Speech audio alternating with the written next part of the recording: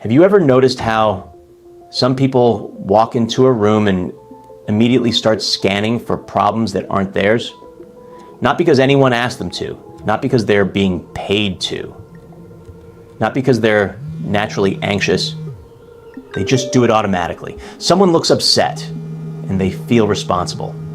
A family member is struggling and they start planning solutions. A coworker makes a mistake and somehow it feels like their job to fix it. Even during moments that are supposed to be peaceful, part of their mind remains on duty, quietly monitoring the people around them. Maybe you've lived this way for so long that you hardly notice it anymore.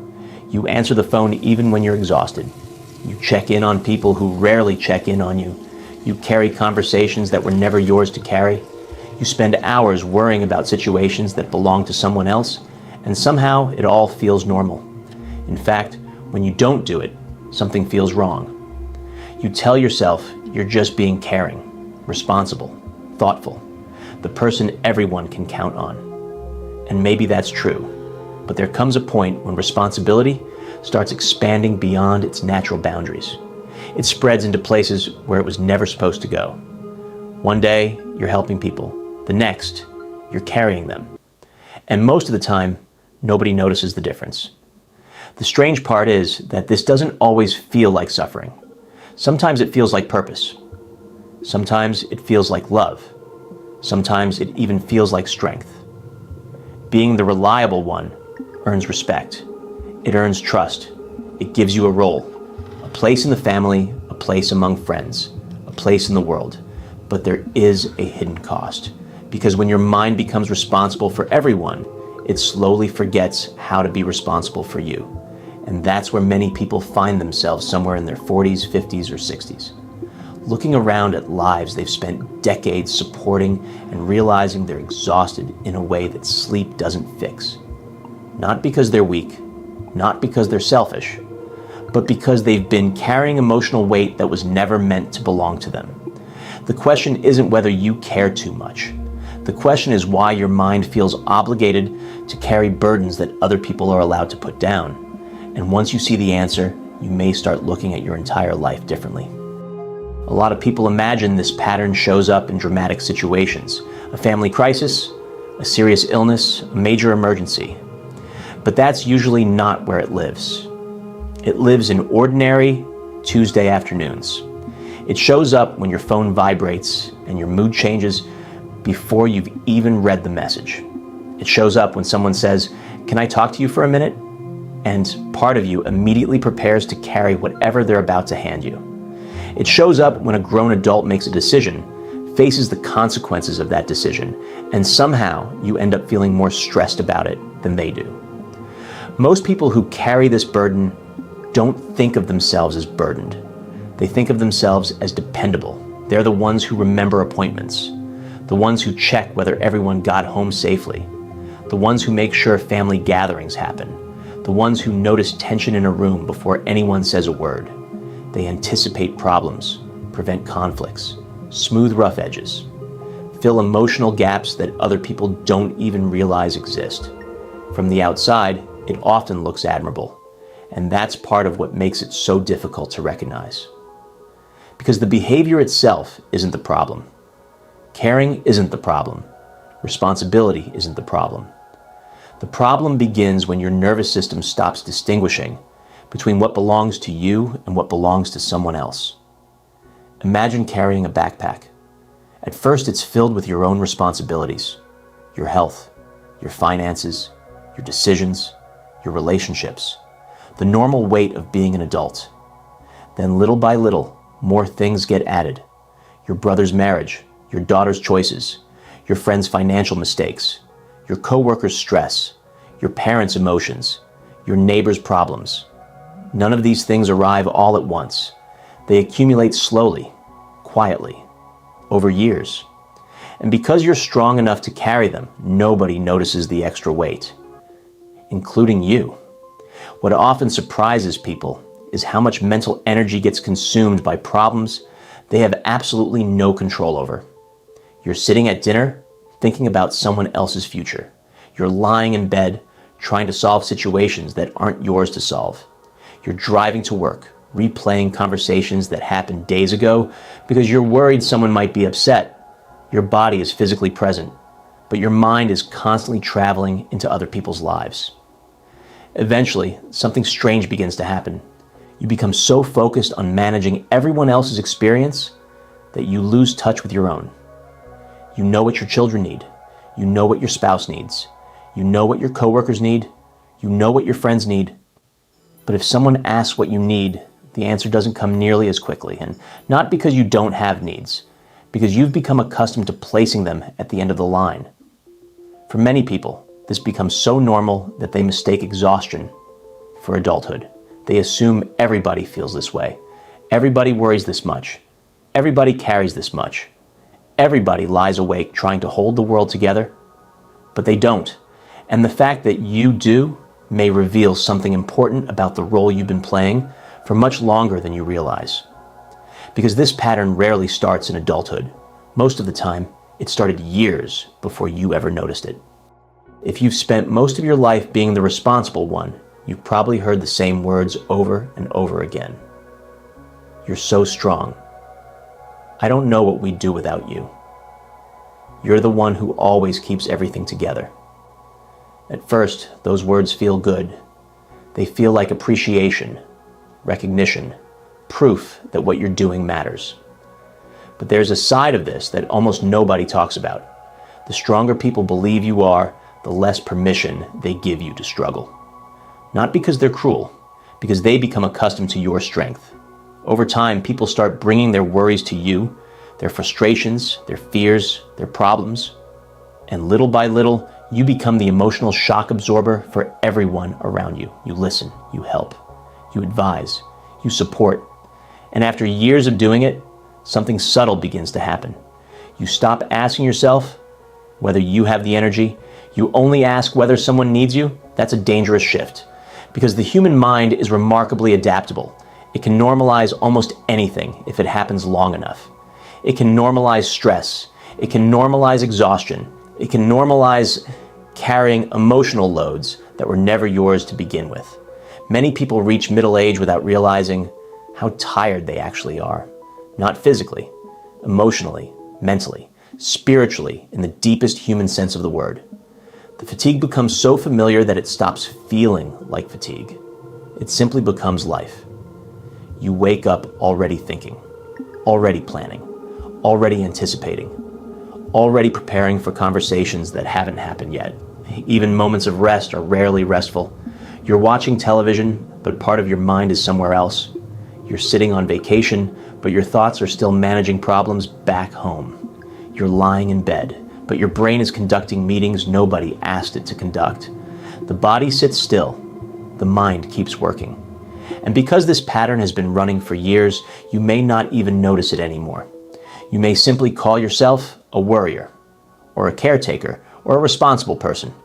But beneath those labels, there's often something deeper taking place. Your nervous system has learned that vigilance equals safety. That if you stay alert enough, think hard enough, plan far enough ahead, maybe you can prevent pain before it arrives. Maybe you can protect people. Maybe you can stop things from falling apart. Maybe you can keep everyone okay. The problem is that life doesn't work that way. No amount of worrying can guarantee safety. No amount of responsibility can eliminate uncertainty. No amount of sacrifice can completely protect the people you love. And yet, many people continue trying. Not because they're irrational, because somewhere along the way, their mind learned that staying responsible felt safer than letting go. This is why relaxing can feel strangely uncomfortable. This is why quiet moments often trigger anxiety instead of peace. This is why some people feel guilty when they aren't solving something. If your value has become connected to being useful, stillness starts to feel like failure. And that's when responsibility stops being a healthy trait and starts becoming an identity. You are no longer helping because a situation requires it. You're helping because your sense of self requires it. The role becomes part of who you are. The fixer, the caretaker, the dependable one, the person who never drops the ball. And once an identity forms around that role, letting go can feel terrifying. Because if you're not carrying everyone else, who are you? That question may be far more important than it first appears. The moment most people realize they're carrying too much responsibility, they usually assume the solution is simple. Set better limits. Say no more often. Stop worrying so much. Let people handle their own problems. And while those things can help, they rarely solve the deeper issue. Because this pattern is usually not a habit, it's an identity. That's why advice often feels ineffective. You can learn every boundary-setting technique in the world, but if your sense of self is built around being the person who carries everyone else, every limit will feel uncomfortable. Every act of self-protection will feel selfish. Every attempt to step back will feel wrong. The struggle isn't happening at the level of behavior. It's happening at the level of who you believe you are. Think about how many years you've spent being reliable. How many years you've spent anticipating needs before they were spoken. How many years you've spent solving problems, calming tensions, stepping in when others stepped away. Eventually, those actions stop feeling like choices. They become part of your identity. You don't just help people. You become the helper. You don't just take responsibility. You become the responsible one. And once that happens, something subtle begins to shape your decisions. Your mind starts protecting the identity itself. Not because it's healthy, because it's familiar. Human beings are deeply attached to familiar versions of themselves, even when those versions are exhausting. A person can complain about carrying everyone for years and still feel uncomfortable the moment they stop. They can dream about having less responsibility and then immediately feel guilty when responsibility is taken away. You've probably seen this happen. Maybe someone finally solves a problem on their own, and instead of feeling relieved, part of you feels strangely unnecessary. Maybe someone stops depending on you, and instead of feeling free, you feel disconnected. Maybe you've spent so much time being needed that being needed started to feel like proof that you matter. That's where things become complicated. Because now we're no longer talking about responsibility. We're talking about worth. Many people who carry everyone else's burdens aren't secretly trying to control people. They aren't trying to be heroes. Most of them are good people with good intentions. But somewhere along the way, usefulness became connected to value. Being needed became connected to love. Being dependable became connected to belonging. And when those connections form, letting go feels dangerous. Not because the responsibility itself matters so much, because the identity attached to it does. If being useful makes you valuable, what happens when nobody needs your help? If being the strong one gives you a place in the family, who are you when you're not carrying the family? If being responsible has defined you for decades, what remains when that role starts to loosen? These questions are uncomfortable because they force us to look beneath the behavior. They force us to see that what appears on the surface as generosity may sometimes be tied to something much deeper. A fear of becoming invisible, a fear of disappointing people, a fear of losing significance. And none of this means your kindness isn't real. It means your kindness may have become tangled with your identity. The problem is that identities built around carrying other people usually come with an unspoken rule. You are allowed to take care of everyone else, but you are never allowed to put the weight down. And most people don't realize where they learned that rule until they begin looking much further back than adulthood. For most people, the pattern of carrying everyone else didn't begin in adulthood. It began in childhood, and it didn't begin because someone was weak, or broken, or damaged. It began because a child adapted to the environment around them. Think about what it means to grow up in a home where emotional stability wasn't guaranteed, where one parent was struggling and the other was unavailable, where tension was constant and conflict unpredictable, where someone needed to hold things together, and somehow, without anyone saying it directly, that role fell to you. You didn't choose it. You grew into it. Maybe you became the one who kept the peace, the one who sensed your mother's mood before she walked in the door, the one who made yourself smaller so there'd be less for others to manage, the one who handled things quietly so the family wouldn't fall apart. Psychologists have a name for this. They call it parentification. When a child takes on emotional or practical responsibilities, that belonged to the adults around them. But you probably never called it that. You probably just called it life. Here's the thing about childhood adaptations. They work. They serve a purpose in the moment. If keeping the peace protects you from conflict, you learn to keep the peace. If being useful means you're valued, you learn to be useful. If staying alert means you can predict danger before it arrives, your nervous system learns to stay alert. These aren't flaws. They're brilliant responses to difficult circumstances. The problem is that the brain doesn't automatically know when circumstances have changed. You grew up. You left that house. The environment shifted, but the strategies stayed. And now, decades later, you're still scanning for problems in rooms that aren't dangerous, still managing emotions that don't belong to you, still keeping peace that nobody asked you to keep. The hypervigilance that once protected you is now exhausting you. And the most difficult part is this. The people in your adult life didn't create this pattern in you. Your coworker who keeps bringing you problems didn't install this response. Your spouse who relies on your strength didn't program it. Your adult children who still call you first when something goes wrong didn't build it. They simply stepped into a role that was already prepared for them. And you filled it. Because filling it felt like love. Because filling it felt like safety. Because somewhere in the back of your mind, an old belief still lives, quiet and persistent. If I take care of everyone, maybe no one will leave. If I make myself indispensable, maybe I'll finally be enough. If I never put the weight down, maybe I can keep the world from falling apart. These beliefs were formed by a child who was doing the best they could with what they had. But you are not that child anymore. And the weight you've been carrying was never truly yours to carry. Understanding where this began doesn't erase the exhaustion. But it does change something important. It means this pattern isn't a character flaw. It means it isn't proof that you're broken or weak or incapable of change. It means you learned something once because you had to. And now, for the first time, you might be ready to unlearn it. There's something worth sitting with here. Most people who grew up carrying emotional weight for others never received a clear signal that they were allowed to stop. No one pulled them aside and said, "This isn't your job." No one noticed the weight and offered to take some of it back. The role just continued, quietly, year after year, because it worked for everyone around them. And because it worked, it was never questioned. So they carried it into their first job, into their first serious relationship, into parenthood, into middle age. Each new environment found the same person ready to absorb, manage, and hold.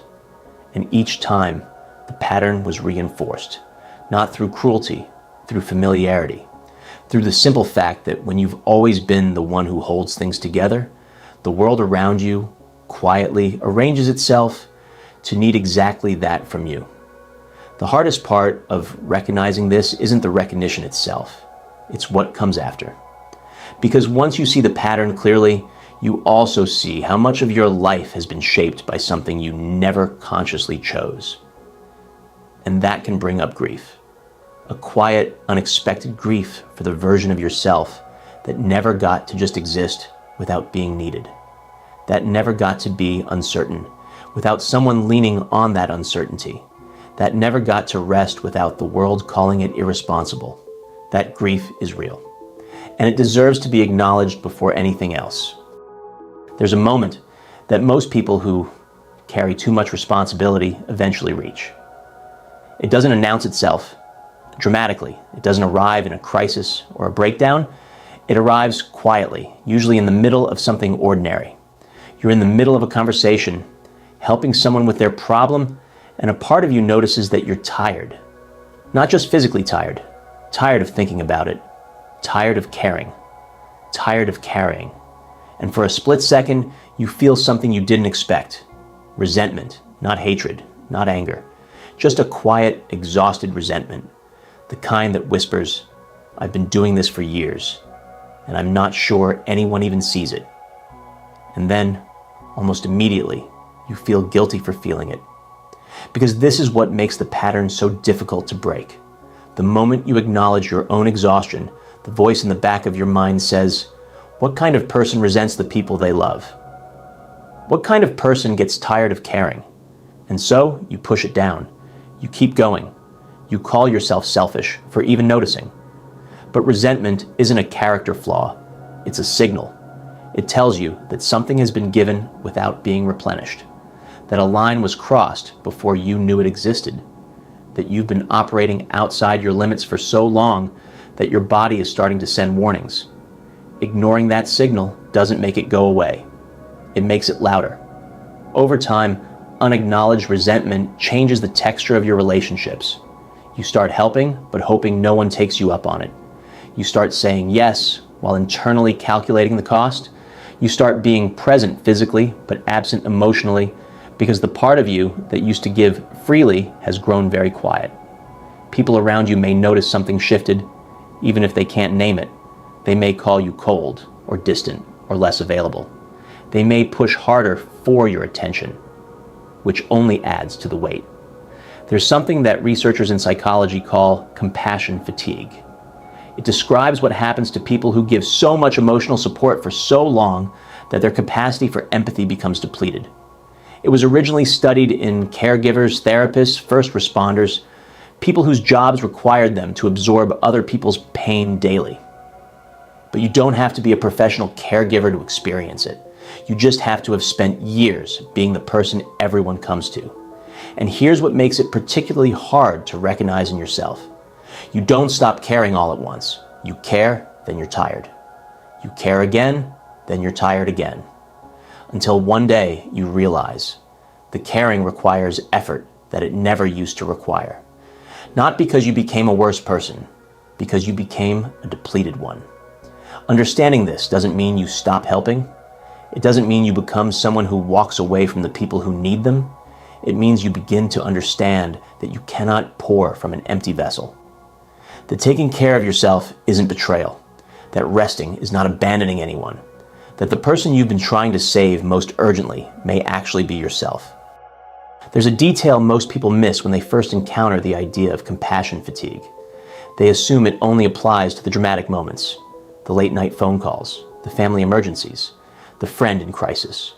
But the depletion rarely comes from those moments alone. It comes from the accumulation of thousands of small moments that nobody ever counts. The coworker who vents to you every single day, the family member who calls not to connect, but to unload, the friend who only reaches out when something is wrong, the partner who assumes your emotional availability without ever asking whether you have anything left to give. None of these moments feel significant on their own, but they add up, quietly, invisibly, over years. Until one day you realize that your emotional reserves, the ones you've been drawing from without ever replenishing, have run very low. And here's what makes it particularly isolating. The people around you usually have no idea. They see someone who is still showing up, still responding, still available. They don't see the internal cost. They don't see what it takes for you to keep performing the role.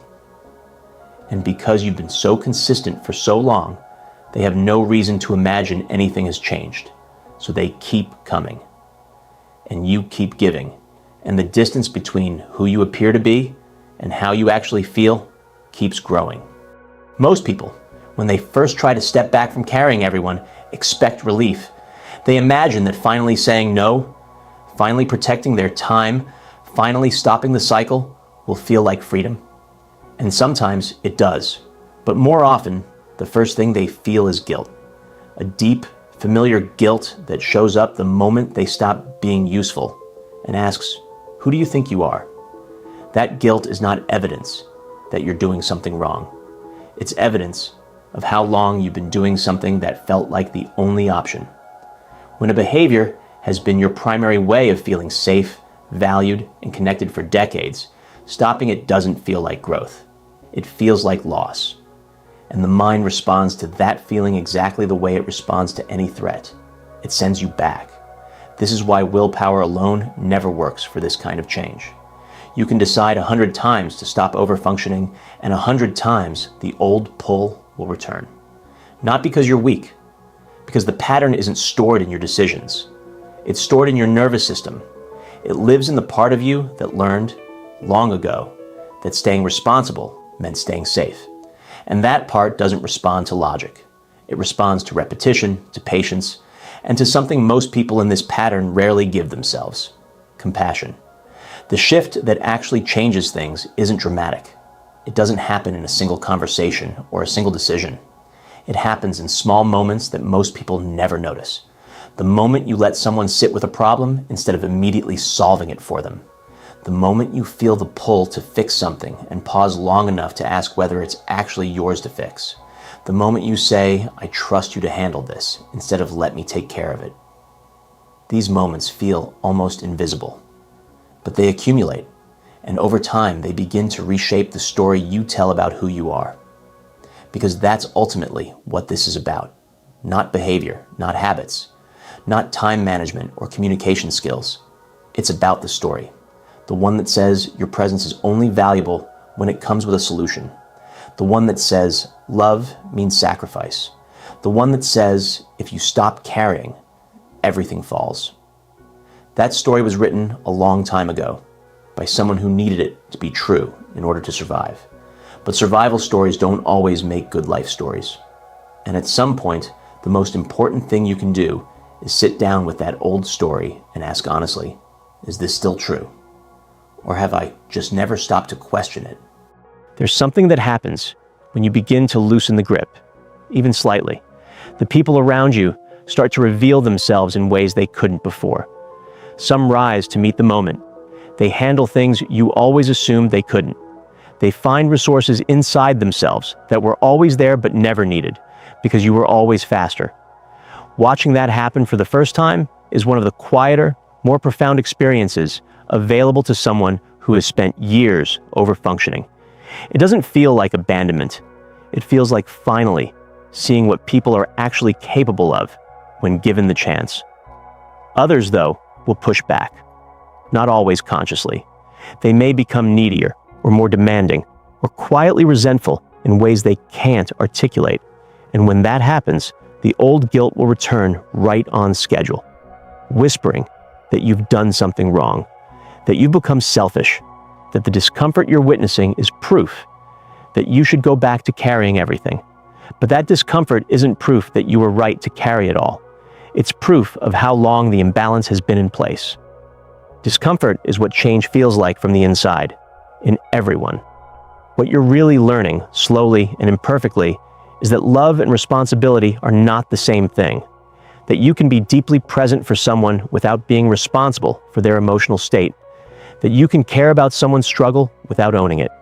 That showing up as a full, honest, sometimes limited human being is not a lesser form of love. It is, in many ways, a truer one. If you've made it this far with me, I want to invite you to subscribe to our channel.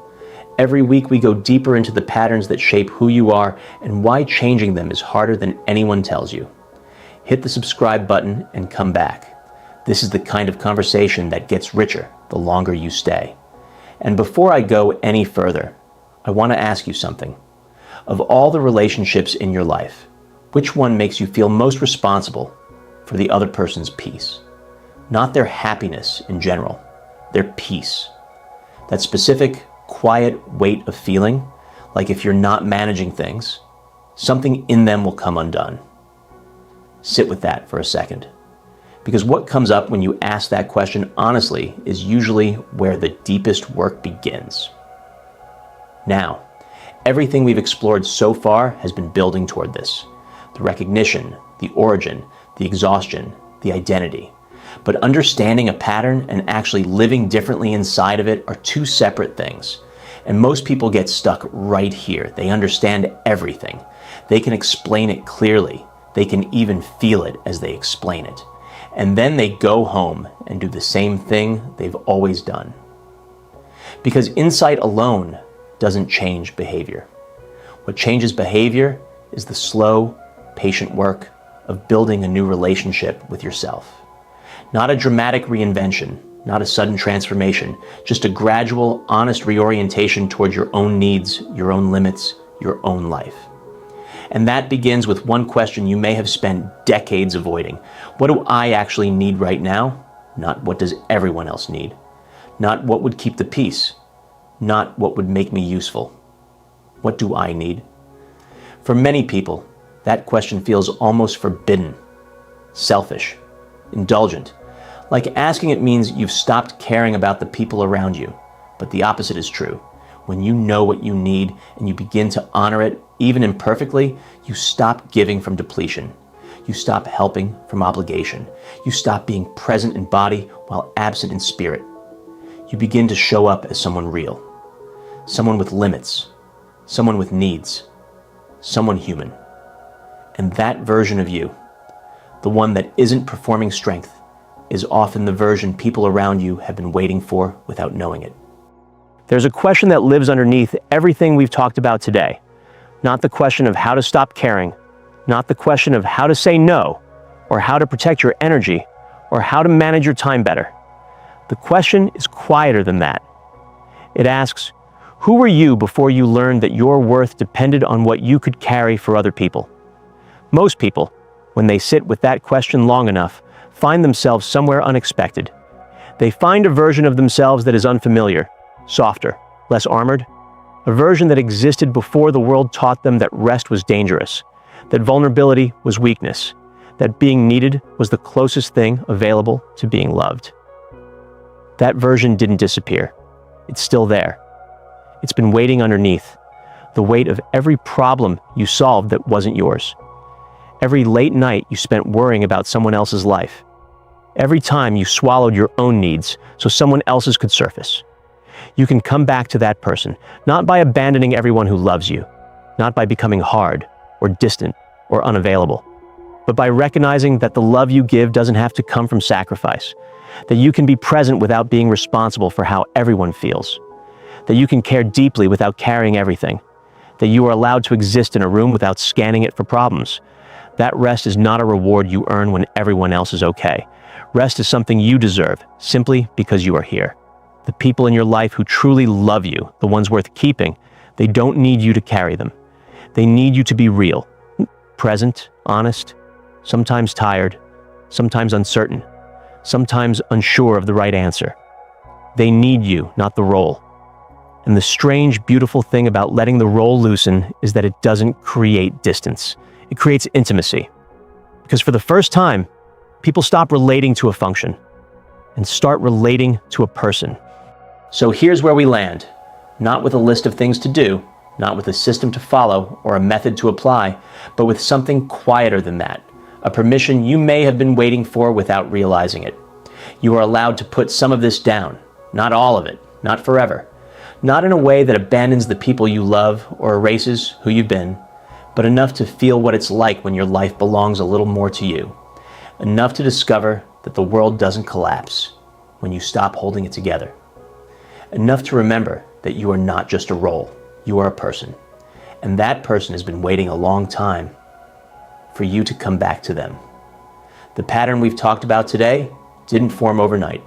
It formed across years, across relationships, across moments that quietly convinced you that your value lived in your usefulness. Unlearning it will also take time. There will be days when the old pull returns and you follow it without thinking. Days when guilt shows up the moment you choose yourself. Days when it feels easier to carry everything than to sit with the discomfort of letting go. That's not failure. That's what real change looks like from the inside. Messy, nonlinear, and deeply human. What matters isn't that you get it right every time. What matters is that you begin to notice. Notice when you're absorbing something that doesn't belong to you. Notice when you're helping from obligation instead of genuine care. Notice when your body is sending signals that your mind has learned to override. That noticing, small and quiet as it seems, is where everything begins to shift. Not because awareness magically changes behavior, but because you cannot make a conscious choice about something you've never consciously seen. And if there's one thing I hope you carry from this conversation, it's this. The people who love you don't need you to be endlessly strong. They need you to be honest. They need you to show up as someone real, with limits, with needs, with the occasional admission that you don't have it all figured out. That version of you, the one that isn't performing, the one that isn't carrying everything, That version is not weaker than the one you've been showing the world. It's braver, because it requires something that years of overfunctioning never did. It requires you to trust that you are enough, even when you're not holding everything together. That's the work, not dramatic, not instant, but real. And it starts the moment you decide that your own life deserves the same care you've spent years giving to everyone else. If this video put words to something you've been carrying for a long time, share it with someone who needs to hear it. And subscribe to this channel, because this is exactly the kind of conversation we come back to every week, going deeper into the patterns that shape who you are and why changing them matters more than most people realize. Leave me a comment with this. Tell me the one weight you've been carrying the longest, the one that doesn't even feel heavy anymore because you've carried it so long. Name it. That single act of naming it is more powerful than it sounds, and it just might become the subject of our next video.